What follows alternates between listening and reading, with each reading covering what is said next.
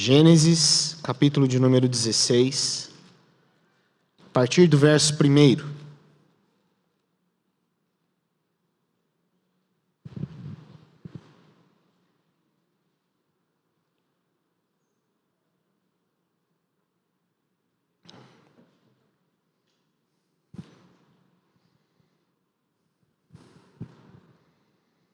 Gênesis 16, capítulo 1, a partir do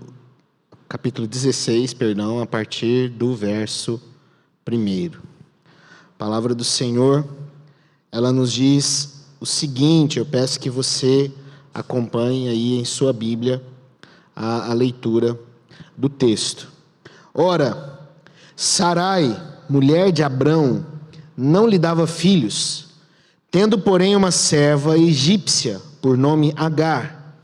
Disse Sarai a Abrão: eis que o Senhor me tem impedido de dar à luz filhos. Toma, pois, a minha serva, e assim me edificarei com filhos por meio dela. E Abrão anuiu ao conselho de Sarai. Então, Sarai, mulher de Abrão, tomou Agar, egípcia, sua serva, e deu-a por mulher a Abrão, seu marido, depois de ter ele habitado por 10 anos na terra de Canaã. Ele a possuiu e ela concebeu. Vendo ela que havia concebido, foi sua senhora por ela desprezada.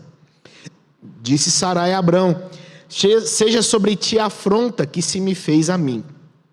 Eu te dei a minha serva para a possuíres. E ela, porém, vendo que concebeu, desprezou-me. Julgue o Senhor entre mim e ti. Respondeu Abrão a Sarai: a tua serva está nas tuas mãos. Procede segundo melhor te parecer. Sarai humilhou-a e ela fugiu de sua presença. Tendo achado o anjo do Senhor junto a uma fonte de água no deserto, junto à fonte no caminho de Sur, disse-lhe Agar, serva de Sarai: de onde vens e para onde vais? Ela respondeu: fujo da presença de Sarai, minha senhora. Então lhe disse o anjo do Senhor: volta para a tua senhora e humilha-te sob suas mãos. Disse-lhe mais o anjo do Senhor: multiplicarei sobremodo a tua descendência, de maneira que por numerosa não será contada. Disse-lhe ainda o anjo do Senhor: concebeste e darás à luz a um filho, a quem chamarás Ismael, porque o Senhor te acudiu na tua aflição. Ele será entre os homens como um jumento selvagem. A sua mão será contra todos, e a mão de todos contra ele, e habitará fronteiro a todos os seus irmãos. Então ela invocou o nome do Senhor, que lhe falava: tu és Deus que vê. Pois disse ela: não olhei neste lugar para aquele que me vê. Por isso, aquele poço se chama Beer-Lahai-Roi. Está em Cádiz e Bered. Agar deu à luz um filho e Abrão a seu filho que lhe dera Agar, chamou-lhe Ismael. Era Abrão de 86 anos, quando Agar lhe deu à luz a Ismael. Somente até aí, a leitura do nosso texto. E vamos orar mais uma vez nesse momento. Feche seus olhos, coloque sua vida diante do Senhor, coloque o seu coração diante de Deus, e vamos, nesse momento, falar ao Senhor, e que Ele possa ministrar os nossos corações essa noite, em nome de Jesus Cristo. Pai Santo, rendemos graças a Ti, louvamos o Teu santo, eterno e poderoso nome. Ó Pai Santo, pedimos ao Senhor, ó Pai, que o Senhor fale aos nossos corações, que o Teu Santo Espírito ministre as nossas vidas, e que a gente saia daqui, Deus, ó Pai, cheios da Tua palavra, que saiamos daqui também, Deus, ó Pai, movidos pelo Senhor, movidos pelo Espírito Santo do Senhor, que eu seja um instrumento nas Tuas mãos, ó Pai, que o Senhor me use conforme Tua soberana vontade, é o que nós te pedimos, em nome de Jesus Cristo, amém, amém, louvado seja o nosso Deus. Queridos, Abraão com toda certeza, juntamente com Moisés, compõe o quadro dos personagens mais importantes que nós temos nas narrativas do Antigo Testamento. Ele que é conhecido como o pai da fé, se tornou o precursor da aliança, essa aliança que compreendia uma terra em que o povo aquela nação, eles cresceriam, teriam aquela terra como sua posse, se firmariam naquele local, iriam crescer naquele local, teriam as suas leis ali naquele local, bem como também a grandiosidade, a aliança estabelecida também com Abraão, correspondia também com a grandiosidade de todo aquele povo, de toda aquela nação. E após a sua saída de Ur dos caldeus, ao ser levado para fora da tenda, nós até cantamos esse trecho aqui agora das Escrituras, Deus conduz então Abraão a fora da tenda, pede que ele olhe então aquele céu estrelado e que contasse as estrelas. E a promessa seria de que a sua descendência seria numerosa, tão numerosa quanto aquelas estrelas, impossível de ser contada. Então era uma aliança, era uma promessa que correspondia a uma terra e correspondia também a um povo numeroso. Então Abraão, nesse tempo, Abrão já era de idade avançada, e então muito se perguntava entre ele e sua esposa, Sara, que aqui é Sarai, como esta descendência viria. Como será então que esse casal, já de idade avançada, teriam agora uma descendência numerosa, tendo em vista que não só a idade, mas Sarai era estéril, não podia dar filhos a Abrão. Então como viria essa descendência? Como então esse casal teria essa grande quantidade de descendentes? Cogitou-se a possibilidade da adoção. Se você ler o capítulo de número 15 de Gênesis, a adoção foi cogitada. Havia ali um servo de Abrão, um damasceno chamado Eliezer. E em uma das suas orações, Abraão fala com Deus: olha, como será a minha descendência? Eu só tenho Eliezer. Ele vai ser o meu descendente. A minha herança vai ser dele.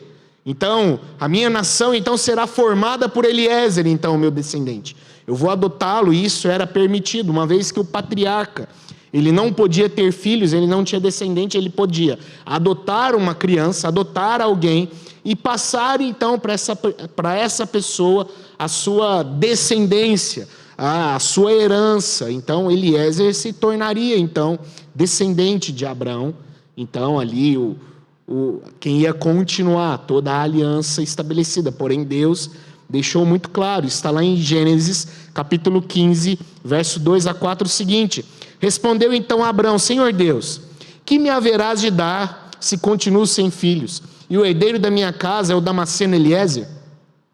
Disse mais Abrão: a mim não me concedeste descendência, e um servo nascido na minha casa será o meu herdeiro.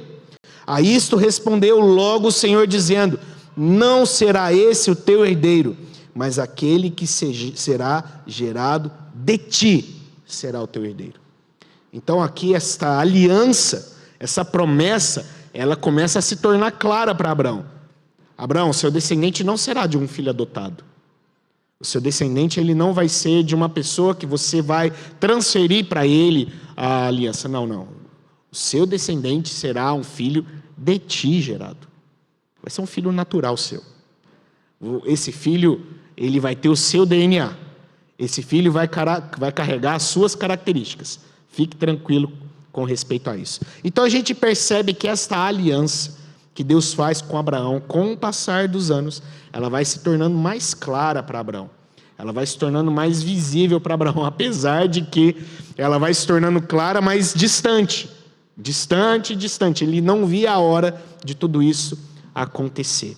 Então, diante desse texto, queridos, a gente está envolvido dentro dessa narrativa. Diante desse texto, eu gostaria de meditar com você sobre o seguinte tema, que é o Deus que me vê.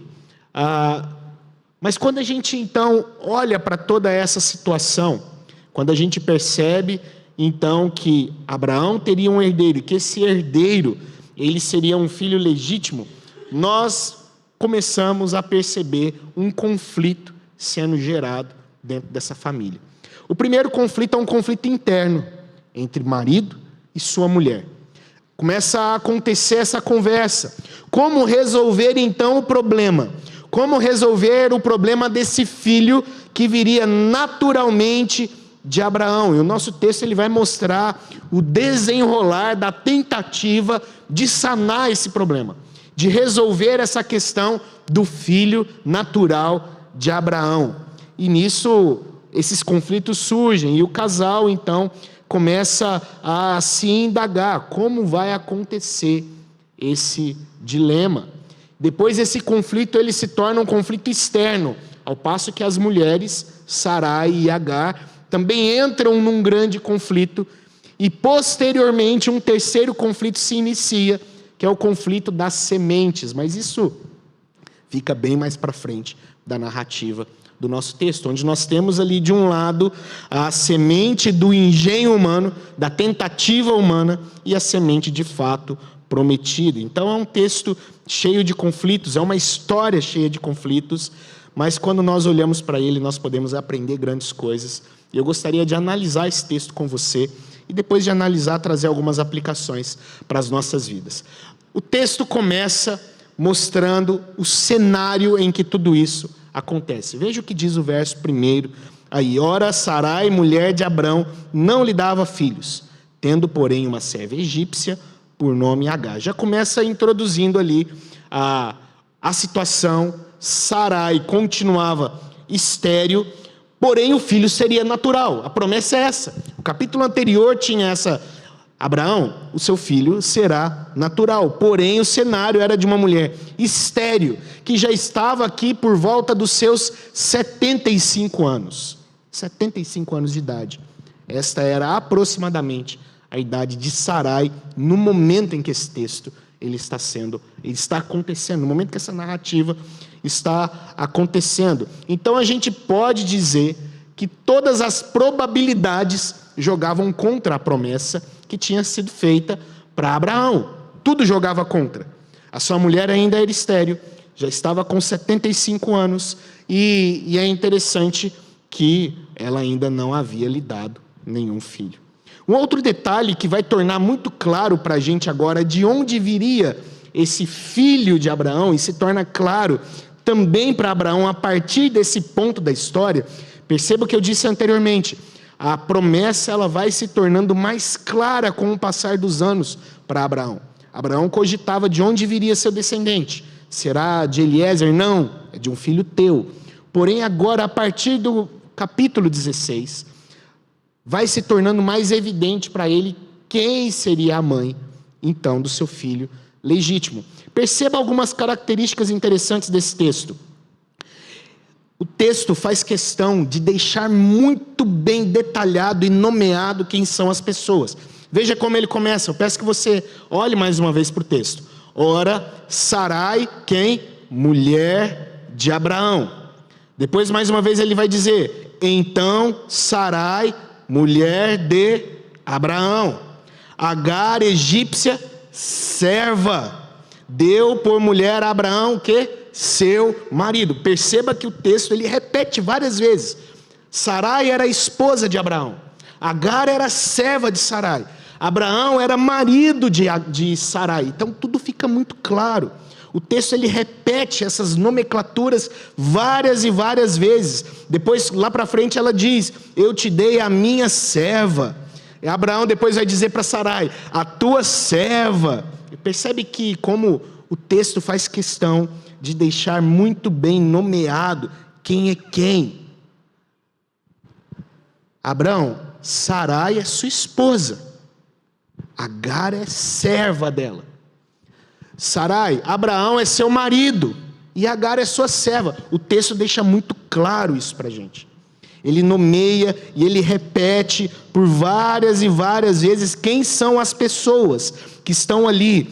Sarai é a esposa de Abraão, então o filho legítimo viria de sua legítima esposa. Tanto é que lá no capítulo de número 22, verso 2, o próprio Deus, ao falar com Abraão, pedindo que ele entregasse Isaque como sacrifício, Deus diz: toma Isaque, o seu único filho. Ele é o seu filho. Ele é o seu filho legítimo, porque ele veio da sua esposa legítima.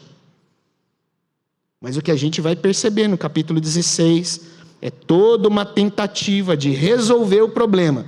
De onde vai vir o filho legítimo de Abraão? De onde vai vir esse filho natural dele? Então, dentro desse cenário, tem ainda esta personagem chamada Agar, serva egípcia. Era muito comum naquela época pessoas com grandes posses terem servas pessoais. Serva, na verdade, é uma escrava pessoal. Era uma pessoa responsável por alguém, por uma mulher. Agar era serva pessoal, era uma escrava pessoal de Sarai. Ela deveria tomar conta da sua senhora. Talvez a comparação aqui para a gente seria a de Sarai com Agar e de Abrão com Eliezer. Eles tinham essa mesma responsabilidade. Eliezer de cuidar de Abrão e Agar de cuidar de Sarai. Então eram uma espécie de escrava pessoal e ela era egípcia. Bem provável que Agar ela foi entregue a Abrão e a Sarai quando eles saem ali lá no capítulo 12 do Egito. A gente sabe que ali eles saem com um grande financiamento, com animais, com posses, e além disso o texto vai nos dizer que eles saíam com escravos e escravas. É o que diz lá Gênesis capítulo 12, verso 16. Então é bem provável que eles saem com Agar, então, do Egito. Perceba o cenário. Uma mulher, o seu marido e uma serva egípcia. Então, dentro desse cenário, do verso 2 até o verso de número 6, nós vamos perceber o plano sendo estabelecido.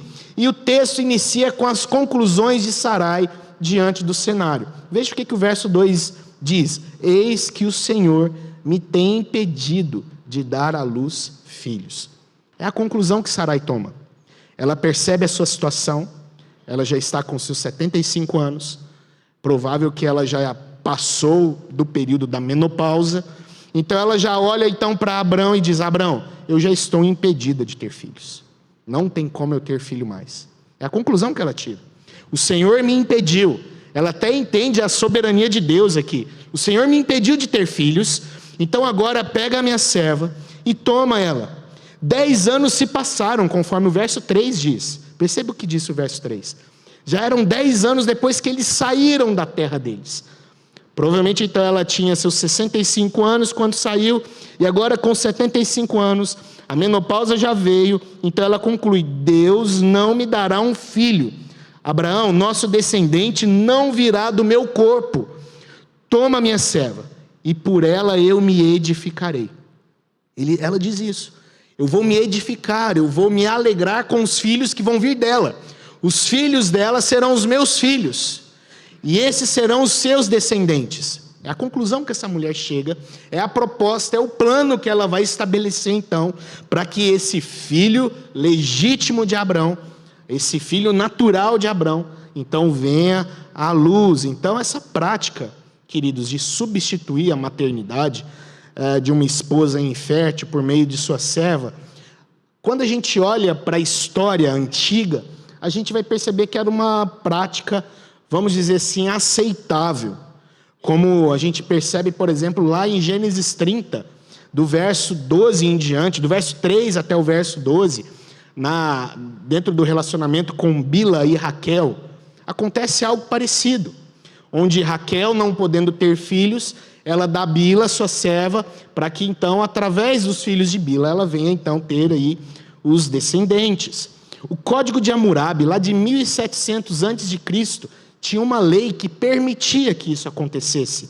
Há também um texto de Nuzi, de uma região bem antiga, do ano 1500 a.C., que também autorizava. Havia um contrato de casamento assírio, lá do ano 19 a.C., que também permitia com que a mulher infértil pegasse a sua serva, desse a sua serva ao marido.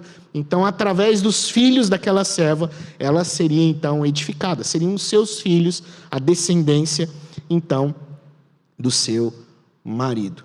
Então, depois que tudo isso acontecesse, haviam até cláusulas nesses códigos, com exceção do Código de Hammurabi, o código de Nuse, o código de Nuse e esse código do casamento assírio, de que uma vez que a mulher legítima agora tem um filho, ela poderia até mesmo, ela tinha como a possibilidade de vender a esposa substituta que ela deu ao seu marido. Agora eu tenho os meus filhos, então agora eu vendo você, os seus filhos ficam comigo, juntamente com os meus filhos, esses são os meus descendentes, tchau para você, substituta. Então, parece que essa era uma prática aceitável, uma prática social aceitável dentro do mundo antigo. Então, o texto vai dizer que Abraão anuiu ao conselho de Sarai. É o que vai nos dizer o final do verso de número 2. Queridos, eu gostaria de fazer um paralelo aqui agora, bem interessante.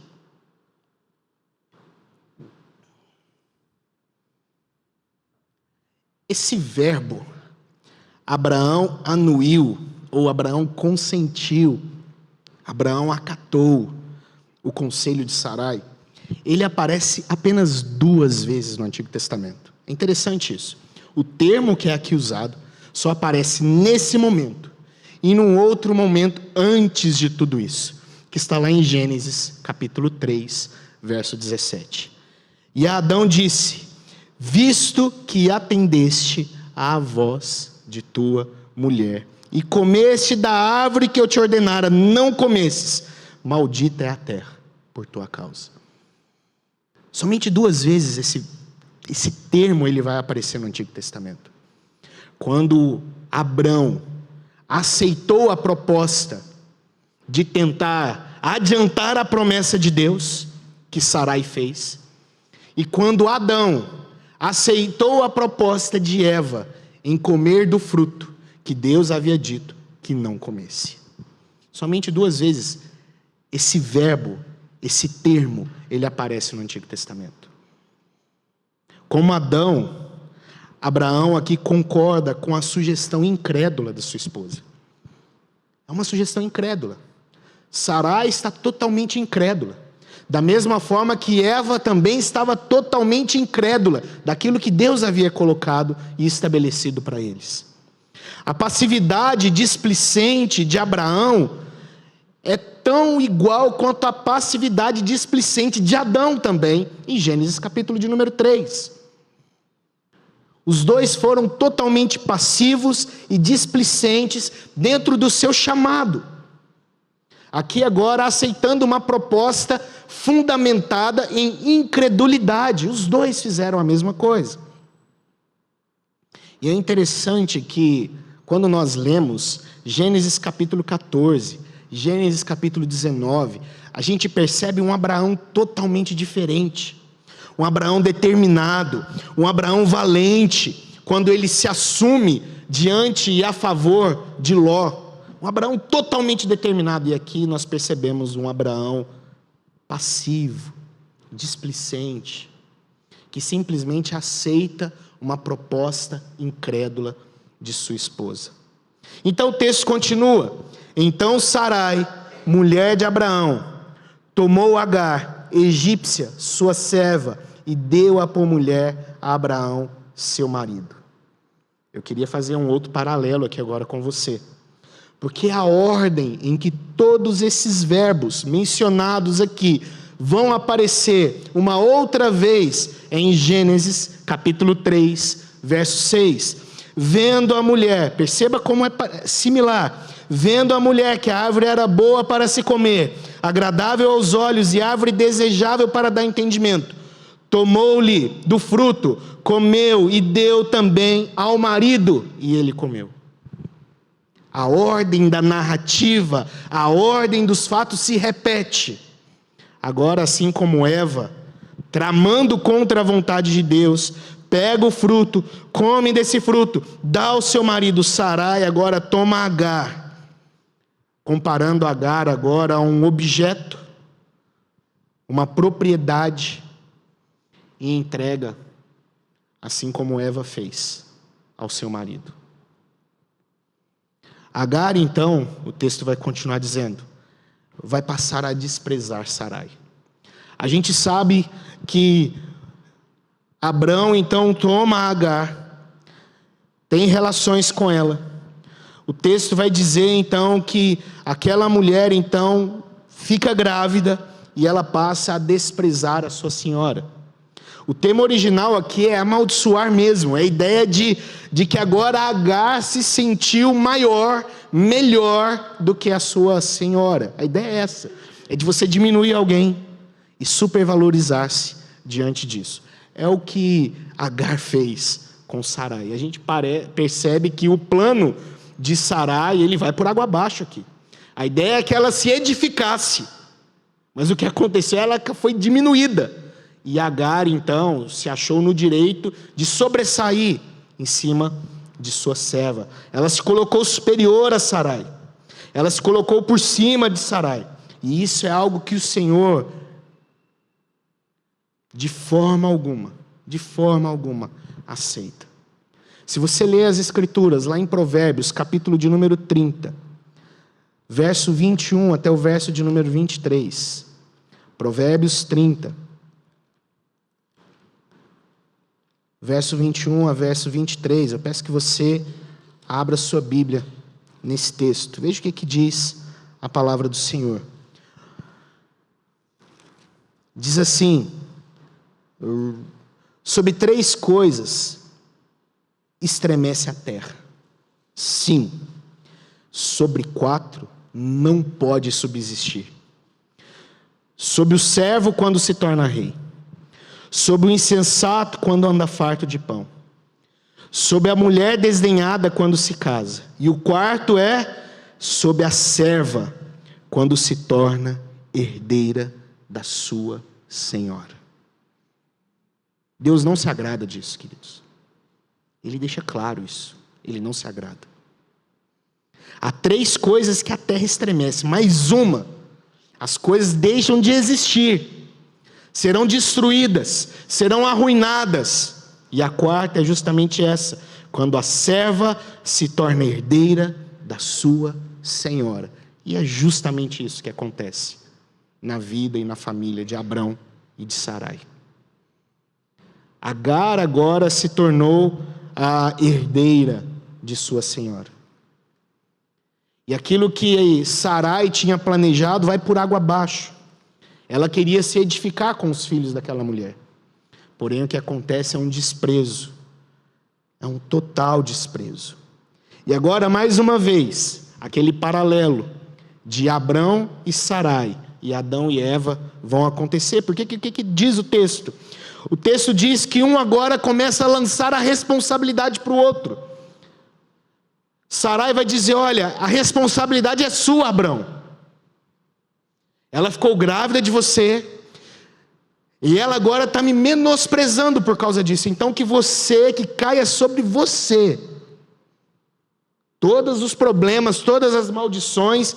Você é o responsável desse ato. Ela transfere toda a culpa, então, para o seu marido. E ela não só transfere a culpa, como leva a ele toda a queixa. E aqui, mais uma vez, Abrão, como Adão, tenta se livrar da sua responsabilidade. Veja o que acontece. Olha, que você assuma os seus B.O. para lá, minha filha. Ela é serva sua, você que se vira com isso aí. Meus queridos, o único que poderia resolver o problema, tanto de Sarai quanto de Agar, era Abrão. Ele é o patriarca. Ele é o chefe da casa. Ele é o marido. Ele é o responsável por tudo aquilo. Ele é quem teria a possibilidade de resolver o seu casamento e de resolver o problema daquela mulher. Ele teria a possibilidade. Mas o que ele faz? Ela é serva sua, você que se vire com ela para lá. Faz o que você bem entender com ela. Faz o que você achar melhor com ela. E o texto então vai dizer que a esposa passa a humilhar Agar. A humilhar ela. E o fim de todo esse plano, que foi por água abaixo, é então a serva fugindo, indo embora. Então perceba, tinha um cenário. Uma mulher estéril, já velha. Ela tem um plano. E esse plano, então, vai por água abaixo. E a serva, que seria talvez um instrumento da edificação daquele lar, foge. E do verso 7 ao verso 14, nós temos então um encontro. Agar estava fugindo em direção à sua terra. O texto ele diz, aqui no final do verso de número 7, veja o que diz aqui o texto, no final do verso de número 7, que ela estava junto a uma fonte no caminho de Sur. Essa região de Sur não tem esse mesmo nome nos nossos dias, mas é algo que fica próximo, uma região que fica próximo àquilo que nós conhecemos como Canal de Suez. Ou seja, é a divisa ali, a fronteira entre o Egito e a Ásia. E todo o caminho que vinha da Ásia em direção ao Egito passava por ali. Então, perceba que Agar estava voltando para sua terra. A ideia dela era essa. Estou sendo humilhada aqui, eu vou voltar para minha terra.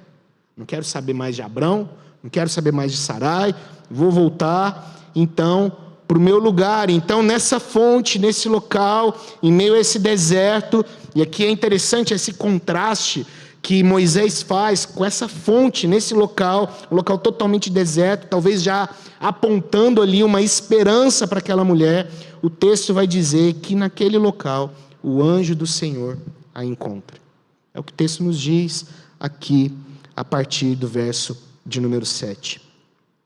É a primeira vez, queridos, que o anjo do Senhor ele é mencionado nas Escrituras. É a primeira vez que isso acontece. Mas não vai ser a última vez que acontece.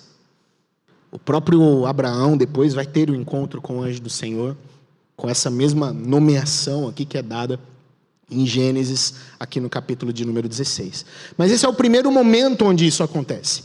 É o primeiro momento onde há essa manifestação do anjo do Senhor. Os estudiosos, os comentaristas, eles vão dar duas possibilidades para esse anjo do Senhor. Eu gostaria de apresentar essas duas possibilidades para os irmãos. São duas possibilidades muito plausíveis, e não há uma concordância entre eles em qual seja a real aqui. Mas a primeira é que esse anjo do Senhor, ele seja um representante de Deus, ou seja, uma espécie de embaixador. É aquele que fala representando uma outra pessoa. Então, o que essa pessoa diz corresponde ao que aquele que o enviou quer dizer. Ele é como se fosse, então, um embaixador de um país, é como se ele fosse alguém que representava um rei. Então, talvez o rei, não podendo ir naquele local, ele diz, olha, você é o meu representante, vai lá e conversa com aquela mulher em meu nome. Então, alguns comentaristas vão entender que esse anjo do Senhor, ele então é esse representante do próprio Deus, que vai então visitar Agar e vai conversar com Agar, como sendo o próprio Deus conversando com essa mulher.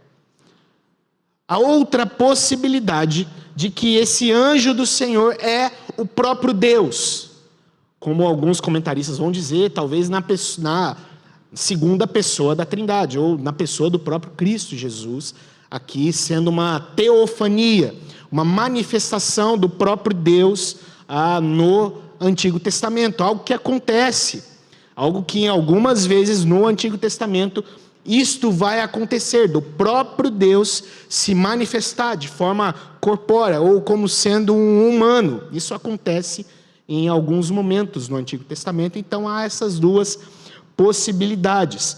E os comentaristas que defendem a segunda possibilidade vai dizer que seria o próprio Deus se manifestando ali naquele local, porque ele diz coisas que somente Deus poderia dizer, e ele faz coisas que somente Deus poderia fazer, não só aqui, mas em outros momentos em que o anjo do Senhor vai aparecer no Antigo Testamento. Então são duas possibilidades que nós temos.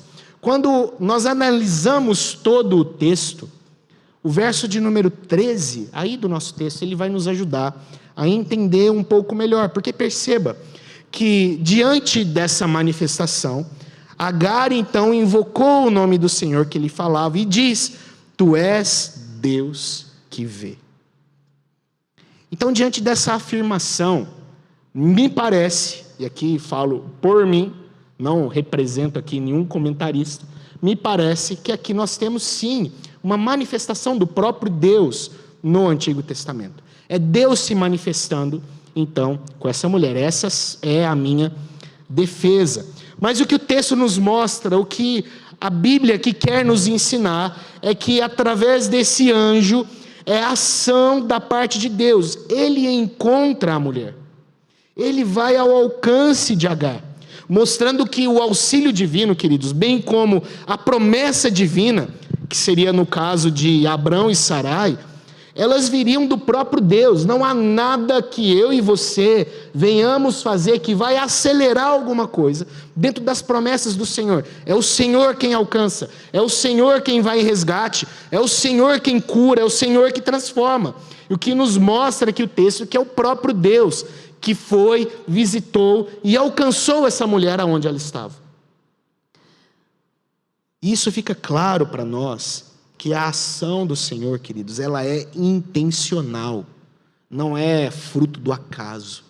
Não foi um evento aleatório que aconteceu e Agar, andando perto de um poço, se deparou com um anjo. Oh, não, foi intencional. O texto deixa claro, ele me alcançou ali naquele local. Ele me visitou ali naquele local.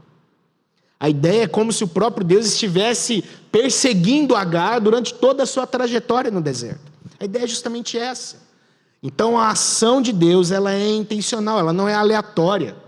O auxílio do Senhor, a ação do Senhor, o poder do Senhor, a manifestação do Senhor é intencional, não é aleatório. Ele faz quando Ele quer, quando Ele bem entende. Não há limite para isso, não há circunstância que vai fazer com que algo se mova. Não, é Ele quem faz. E a pergunta então para a mulher é: Agar, de onde você vem, Agar? E para onde você está indo? É a pergunta do anjo para essa mulher. O anjo aqui, ele chama a mulher pelo nome. Ele vai chamar a mulher pelo nome. É interessante que ele diz: Agar, serva de Sarai. Para onde você está indo? O anjo poderia dizer: Agar, egípcia, para onde você está indo? Não. Agar, serva de Sarai. O que isso quer dizer? Agar, você sabe a quem você pertence. Você sabe quem é você.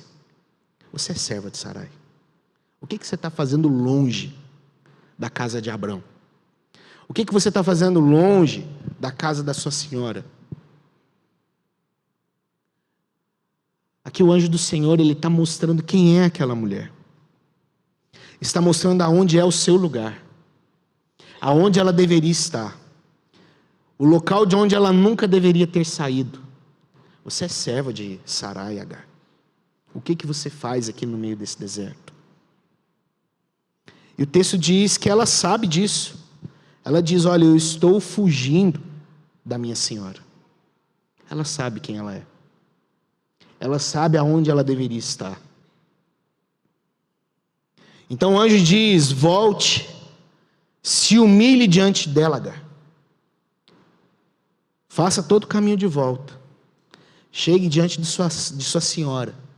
Se curve diante dela e se humilhe diante dela. Faça isso agora. É uma ordem do anjo. O anjo não apresenta aqui uma possibilidade. Ele diz: não, volte todo o caminho e se humilhe diante de sua senhora. Agar queria liberdade. Agar queria estima. Porém, ela precisaria se sujeitar à sua senhora. O que o anjo ensina é que ela não iria conseguir liberdade, estima, rompendo com todas as coisas. Não. Mas honrando o que ela deveria fazer. Honrando o seu papel, honrando a sua função. Volte, Agar, todo o caminho e se humilhe. E o texto nos diz que, após essa ordem, o anjo diz uma promessa a essa mulher. Ele diz: olha, eu multiplicarei a sua descendência. A promessa aqui é nos mesmos termos de Abrão. Assim como a promessa de Abrão seria uma descendência numerosa, o anjo então diz: olha, eu vou multiplicar a sua descendência. Então essa ordem divina, ela vem acompanhada de uma promessa. Ela vem acompanhada de uma grande promessa. E essa promessa ela vai se cumprir lá em Gênesis capítulo de número 25. Verso 13 até o verso 16, isso se cumpre sobre a vida dessa mulher. Então Abraão teria muitos descendentes, e aqueles que viriam da semente eleita, no caso Isaque, e também dessa semente, no caso Ismael, filho de Sarai, filho de Agar. O seu filho, diz o anjo, ele vai ser Ismael, o Deus que te ouve, é o significado do nome desse menino. É o Deus que te ouve. É o Deus que ouviu você na sua aflição. É o Deus que ouviu você na sua miséria. Esse vai ser o nome do seu filho. É interessante, aqui a gente tem um ponto muito interessante, queridos. Nós temos o erro de achar que o trato de Deus é somente com aqueles que são salvos. É somente com aqueles que são eleitos. A gente acha às vezes que Deus só trata com esse tipo de pessoa. Deus só trata com crente. E aqui o texto nos mostra que não é dessa forma. Não é dessa forma. O texto nos diz algo interessante. Sabemos que Ismael, ele não é o filho da promessa. A gente precisa entender isso. Ele não é o filho da promessa. O filho da promessa de Deus para Abraão é Isaque. Como eu disse, Gênesis 22 deixa isso claro.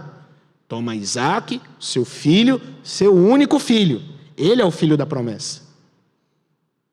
Mas a gente percebe aqui que Ismael não é o filho da promessa. Agar não é a mãe que geraria o filho da promessa. Ela não é a mãe legítima do herdeiro de Abraão. Mas esse texto nos mostra algo sobre Deus que eu e você precisamos aprender muito nos dias de hoje. E às vezes a gente vive o nosso cristianismo não dando a mínima para essa verdade de Deus, porque Deus não suporta a injustiça, queridos. Ele não suporta.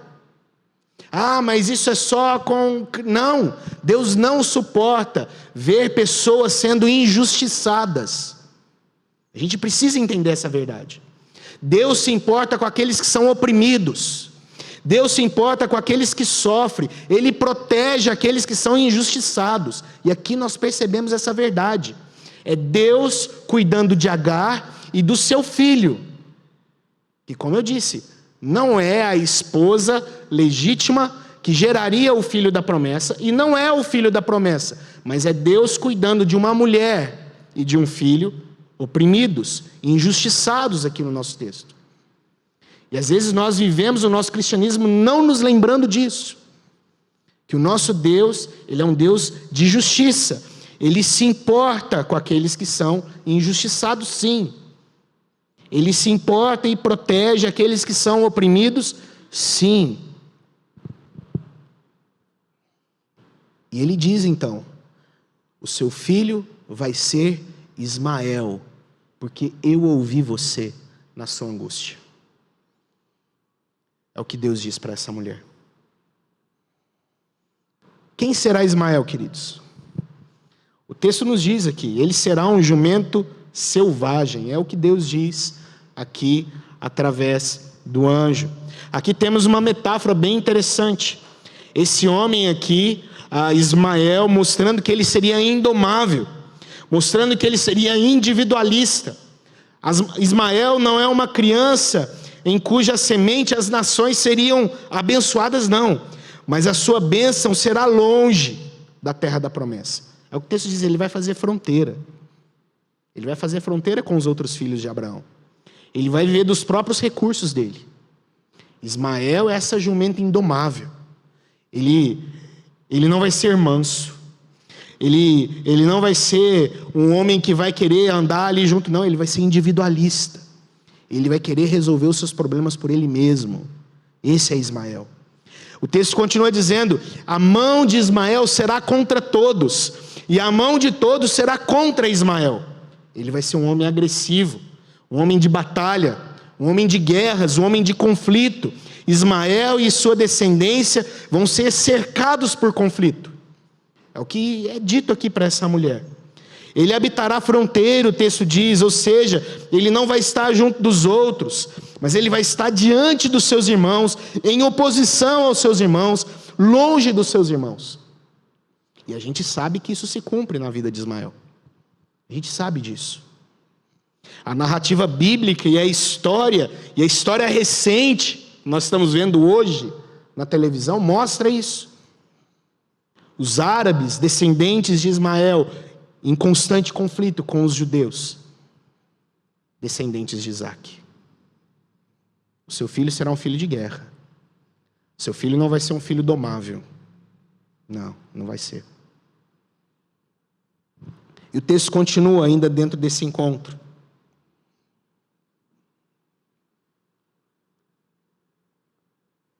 Perceba o que diz o texto. Então, ela invocou o nome do Senhor, que lhe falava: Tu és Deus que vê. Pois disse ela: Não olhei eu neste lugar para aquele que me vê. Por isso aquele poço se chama Beer Laai Roi, está entre Cádiz e Bered. O texto nos diz então que ela dá um nome ao Senhor. Tu és Deus que vê. Aqui a gente tem uma outra característica interessante, irmãos. É a primeira vez que o anjo do Senhor aparece na narrativa bíblica. E é a primeira vez em que alguém dá nome a Deus. É a primeira vez que isso acontece. Na verdade, não só a primeira vez, mas é o único momento dentro da narrativa bíblica em que um homem, ou no caso, uma mulher, nomeou a Deus. É o único momento em toda a história das Escrituras em que um ser humano, aqui ele é representado como conferir um nome a Deus. Agar dá a Deus um nome que lhe expresse a sua especial significação naquele momento. Ela diz: olha, tu és o Deus que me vê. É interessante que ela já não exulta mais por estar grávida, mas o que enche o coração dessa mulher de alegria é o fato dela presenciar que Deus está por ela naquele momento. Porque ela foi rejeitada onde ela estava. Ela foi entregue como escrava. Ela foi rejeitada pela sua senhora. Ela foi rejeitada pelo Senhor. E agora ela percebe alguém que era por ela. Então é isso que enche o coração dessa mulher de alegria. E ela diz: Tu és o Deus que me vê. Tu és o Deus que me percebeu. Tu és o Deus da minha vista. O Deus que me viu aqui. É o Deus que eu vejo. É o Deus que está cuidando de mim nesse momento. Eu vejo aquele que me vê. Eu vejo aquele que é por mim. E o texto então se encerra, queridos, com o nascimento de Ismael. Eu gostaria de trazer algumas aplicações aqui para nós, diante de tudo isso que a gente ouviu nesse momento. E a gente percebe o como é impressionante o agir de Deus. O como Deus é maravilhoso dentro dessa narrativa. Como a gente percebe que aquele que criou todas as coisas, aquele que é o autor e que é o consumador da nossa fé, esse nosso Deus, Ele é gracioso, Ele perdoa os nossos pecados e Ele transforma cenários trágicos em momentos de grande bênção. É o que a gente percebe aqui nesse texto. E a gente pode aprender muita coisa. A gente pode aprender, por exemplo, sobre confiar nas promessas de Deus. A gente aprende sobre isso e entender que toda a nossa engenhosidade nunca irão resolver os nossos dilemas. Pelo contrário, vão criar outros dilemas para serem resolvidos. Foi o que aconteceu aqui. Vamos tentar resolver. E o que deu? Mais problema. Não solucionou os problemas que eles tinham e gerou novos problemas. Então o texto fala sobre confiança, confiar no Senhor. Confiar nas promessas do nosso Deus. Entender que as nossas ações, elas nunca conseguirão resolver os nossos problemas. É Deus quem de fato resolve os nossos dilemas. A gente aprende aqui nesse texto também sobre justiça social. A nossa responsabilidade em meio a todas essas questões. Com as injustiças que nós presenciamos no mundo. Nós não podemos inverter papéis. A gente aprende sobre isso também. Se você ocupa um cargo de liderança, querido, entenda, faça isso de forma justa, lidere de forma justa, conduza os seus funcionários de forma justa. Agora, se você exerce um papel de serviço, sirva com integridade. É o que o texto nos mostra aqui. Não tente criar aí uma guerra de classes. Criar uma guerra aí do proletariado. Não existe. O que o texto nos fala é justamente sobre exercer os nossos papéis com integridade. Com integridade. E não nos calar quando presenciarmos injustiça, quando vemos pessoas sendo oprimidas, quando vemos pessoas sendo injustiçadas. Nós como igreja, nós como povo do Senhor precisamos ser boca que denuncia todas essas coisas. É nosso papel diante do Senhor, como crentes nesse mundo que nós vivemos. A gente não pode cruzar os braços. Então são grandes coisas que a gente pode aprender aqui. Mas eu gostaria de chamar a sua atenção para a grande lição que eu percebo dentro desse texto. E está no verso de número 13. É a lição que salta aos meus olhos aqui nesse texto. É perceber como o Evangelho ele se reflete na vida de Agar. Como o Evangelho grita na vida dessa mulher. O Deus que me vê. O nome fora dado porque ao perambular, excluída, desamparada no deserto, Deus viu a sua aflição. Resgatou e deu a ela promessas de graça. Diante do seu orgulho, Agar foi orgulhosa. Diante da injustiça cometida por Sarai, diante da omissão de Abrão, o texto diz que ela foge. Agar deixou de ser vista por Sarai, sua senhora. Deixou de ser vista por Abraão, mas não pelo Senhor. O Senhor, por meio do seu anjo, que ele vê a aflição dessa mulher. Ele vai em resgate dessa mulher. Ele quebra o orgulho dessa mulher.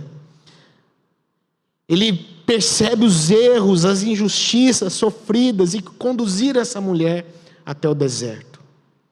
Mas lá estava o Senhor e foi em seu resgate. Isso nos mostra, queridos, que nós não estamos invisíveis ao nosso Deus. Nós não estamos. Talvez você até pense que você está invisível aos olhos do Senhor. Talvez até você viva crendo nisso. Deus não me vê. Deus não dá a mínima para mim. Mas nós não estamos. Talvez a exemplo de Abraão e de Sarai, talvez você entende que Deus está invisível a você por causa de uma promessa ou de uma espera, de uma esperança que parece que tarda demais. Nunca vai acontecer. Uma oração que talvez você repete há anos e anos e anos e nunca parece ser atendida. E no seu coração você nutre a ideia de que Deus não olha mais para você e nem por você. Talvez a exemplo das injustiças de Agar, sofridas, angústias, opressões, você acha que Deus não olha mais para a sua vida. Você anda injustiçado, você anda oprimido, você anda sofrendo, angustiado com tantas lutas e tantos sofrimentos. E a conclusão é: eu estou invisível aos olhos de Deus. Ou talvez você se vê assim por causa dos seus pecados, o seu orgulho. Talvez você é aquele que comete a injustiça. Talvez você é aquele que oprime. E por causa dos seus pecados, você se entende também invisível aos olhos do Senhor. Esse Deus nunca vai olhar por mim, nem para mim. Essa história me faz pensar que nós não somos invisíveis aos olhos de Deus. O Senhor conhece aqueles que são seus e os ama. O Senhor vai ao encontro daqueles que são seus, os chama pelo nome. O Senhor os dá um significado novo, uma promessa nova, maravilhosa. O resgate de Agar nos ensina muito sobre o Evangelho, queridos. Sobre como Deus vai ao encontro de pecadores, sobre como Deus resgata as pessoas, sobre como em Cristo o deserto deste mundo, pela graça e misericórdia do Senhor, se tornam em grandes fontes de alegria, de bênção na presença de Deus. É o que nós aprendemos aqui nesse texto. Talvez você tenha andado por um deserto, como essa mulher. Mas o Deus que há muitos anos atrás viu essa mulher, é o Deus que nos vê também todos os dias. É o Deus que olha por nós também todos os dias. É o Deus que conhece as nossas lutas, as nossas angústias, as nossas dificuldades, as nossas frustrações, os nossos dilemas, as nossas esperanças. Ele é o Deus que nos conhece. Ele é um Deus que pode sim abrir um caminho novo no deserto e pode fazer grandes coisas. É um Deus que pode sim transformar um deserto em uma grande fonte de vida. Esse é o nosso Deus. É o Deus que, como diz o apóstolo Paulo, lá em Romanos capítulo 5, verso 8, mas Deus prova o seu amor para conosco, em que Cristo morreu por nós, sendo nós ainda pecadores. Você ainda sendo orgulhoso como Agar, talvez você ainda sendo um displicente como Abrão, talvez você ainda sendo alguém que comete injustiça como Sarai. O texto nos diz que Deus nos amou sendo nós ainda pecadores. É isso que Deus faz. O perdido é achado, queridos, em Cristo. O forasteiro, ele encontra pousada em Cristo. O rejeitado encontra um lar em Cristo. E o pecador, ele é perdoado em Cristo. O Deus que viu Agar é o Deus que nos vê hoje. É o Deus que sabe o que você passa hoje. Ele sabe todas as suas lutas. Ele sabe os seus dilemas. O que cabe a nós agora nesse momento é nos sujeitar e nos humilhar diante desse Deus poderoso e maravilhoso. Desse Deus grande. Eu gostaria de convidar você a fazer isso nesse momento. Gostaria que você curvasse sua cabeça, você fechasse seus olhos, que você falasse com Deus: Deus, o Senhor sabe o que eu tenho passado. Você sabe das minhas lutas. Você sabe das minhas inquietações. O Senhor sabe das minhas angústias. O Senhor sabe dos meus pecados. O Senhor sabe das minhas fraquezas. E o que conforta o meu coração esta noite é que o Senhor me vê. O que conforta o meu coração esta noite é que nesse deserto, os seus olhos estão sobre mim. O que conforta o meu coração é que pelo Senhor eu fui achado. Pelo Senhor eu tenho, por causa do Senhor eu tenho um lar, tenho um significado, tenho promessa, tenho vida e tenho perdão. Você pode orar nesse momento. Coloque diante de Deus aquilo que tem afligido o seu coração. Coloque diante dele o que tem trazido angústia à sua vida, em nome de Jesus.